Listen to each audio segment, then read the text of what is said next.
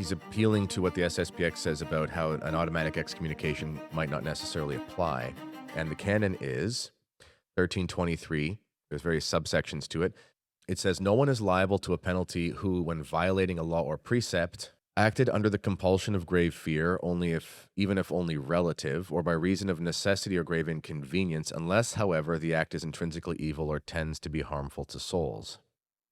So what's interesting about that is Larry Chapp is just saying that, according to him, the actual canon itself was only for basically political regimes that made it impossible to communicate with Rome. Here's the problem with that. That's not actually listed in the Code of Canon Law. That may be certain canon lawyers' opinions, but it's not actually in the code. All it says is what's relevant to the SSPX is you break a law on paper because of a reason of necessity or grave inconvenience. When you look at other codes in the Code of Canon Law, and I'll bring one up here just to demonstrate this, grave inconvenience does not only mean physical. So it's not only about impassable geographical locations. The closest example we have, there was Cardinal Slipyj, who was bishop before he was cardinal. He was I think he was the highest ranking prelate in the Ukrainian Greek Catholic Church, if I'm getting that right.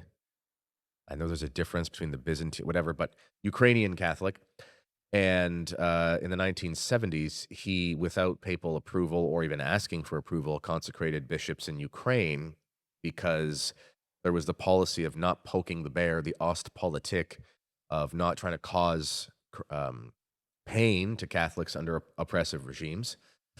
Are you tired of these Catholic apps using liberal celebrities and AI voices to read their prayers? At Pelican Plus, we have none of that.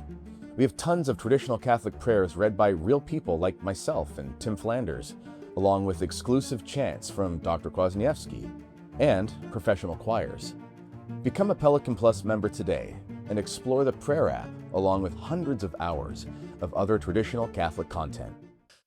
And he went ahead and did consecrations without asking the Pope. But it actually wasn't that kosher, so to speak. There was actually kind of a period of distance or tension between the Holy See and the Ukrainian Church for a bit, because there was this kind of reality that he broke the law and they didn't want to do anything about it because of the Ostpolitik, but people kind of recognized there was a grave necessity, da-da-da-da.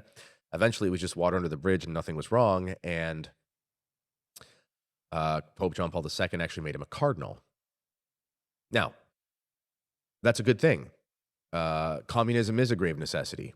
Okay, it wasn't geographical at that point, though, because Cardinal Slipyj was actually in Rome. And then he left Rome to go do the procedure or go do the ceremony. He was in a gulag for a long time. He was a very persecuted man. He was let go. He went to Rome. He was living in Rome. You read some of the things he said, and I've talked to people that knew him. My friend Father Mern knew Cardinal Slipyj, and he did not have anything good to say about the hierarchy in Rome. He saw it as corrupt.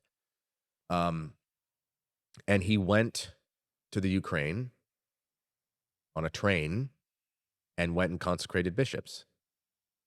It wasn't geographical. He believed there was a moral impossibility. What's a moral impossibility? I'll show you a canon that talks about that. He believed there was a moral impossibility. Well, a moral impossibility is